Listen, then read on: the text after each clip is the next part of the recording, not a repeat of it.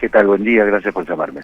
Bueno, Sergio, para hablar, vamos a tocar varios temas, pero me gustaría iniciar por un tema que es importante. Desde agosto del 2020 el plan de manejo del fuego regresó al ámbito del Ministerio de Ambiente, cuenta con un fondo particular y especial que financia justamente sus actividades. ¿Y por qué traigo a colación esto? Para hacer un balance después de lo que fueron los últimos incendios, por ejemplo en la zona de Corrientes, y donde se criticó bastante la inversión que hace el Estado, sobre todo por la participación de Santiago Maratea.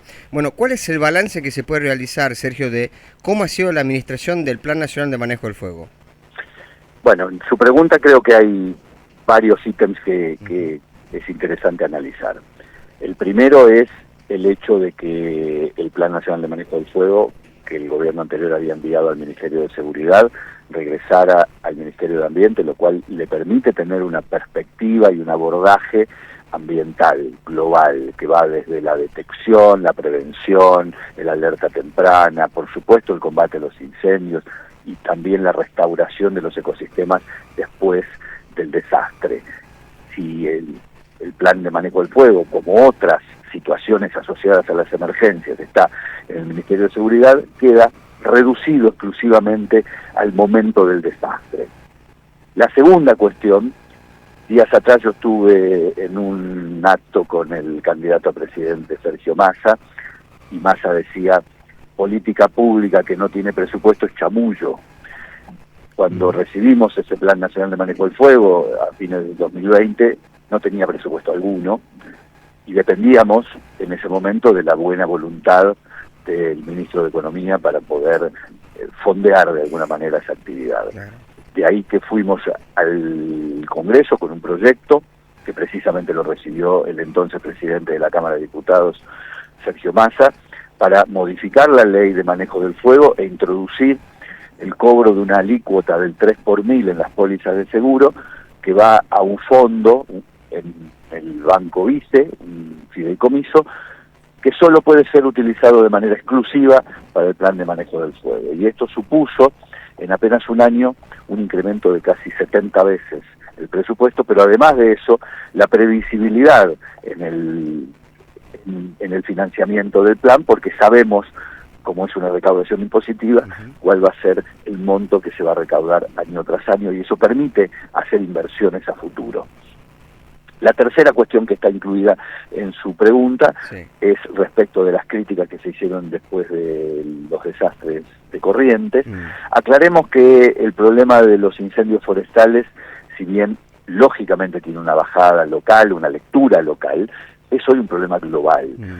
Hace muy poco tiempo Nueva York estuvo tapada de humo como resultado de los incendios en Canadá, países que tienen capacidad y recursos muy superiores a la Argentina, padecen esta situación de manera cada vez más grave. Estados Unidos, Canadá, Grecia, España, Italia, Francia, Portugal, Rusia, etcétera, etcétera, sin ir más lejos, Chile, Brasil, Uruguay. Y esto supone que estamos frente a un problema global que tiene que tener también una estrategia global porque está dependiendo directamente del cambio climático.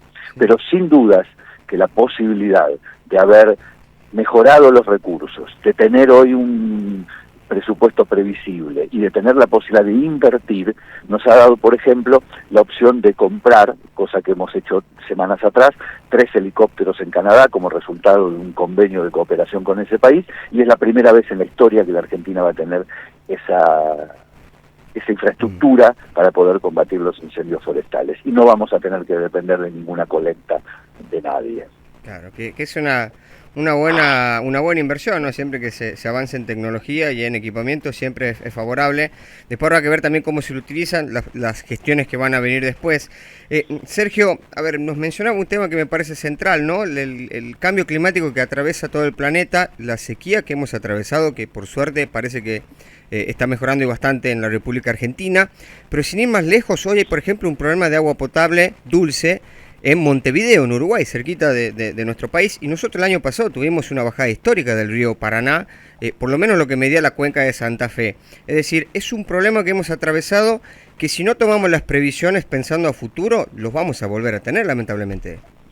Sí, hago un señalamiento del comienzo de tu pregunta cuando señalabas que qué va a hacer el gobierno que viene Sí. con el plan de manejo del fuego, con lo que nosotros dejamos como estructura de ese plan. Sí. Y eso es trascendente, porque lo que nos movilizó a desarrollar este proyecto del plan de manejo del fuego es justamente dejar las bases para una política de Estado independientemente de quien administre el recurso, independientemente de quien esté al frente del gobierno. Y voy ahora a tu pregunta. Cuestiones como el cambio climático, con la amenaza que significan de manera transversal a todos los países, necesitan obligatoriamente de programas que atraviesen a los gobiernos y que permanezcan y perduren en el tiempo, porque de lo contrario, si cambiamos cada vez que cambia el gobierno, es imposible hacerle frente a situaciones que van a ser cada vez más amenazantes y cada vez más graves. Una de las características que los científicos han señalado como quizás una de las consecuencias más serias del cambio climático es lo que se conoce como la agudización de los extremos. Esto es que fenómenos que siempre existieron aparezcan ahora más violentos, más agudos, más pronunciados, más frecuentes, más recurrentes en el tiempo. Por eso tenemos sequías de la magnitud de la sequía que previsiblemente estamos ahora terminando, y seguramente vamos a tener inundaciones como contrapartida de esa situación, y frente a eso, países como la Argentina tienen que tener políticas públicas que permitan por sobre todas las cosas diseñar estrategias de adaptación a ese escenario que se está instalando.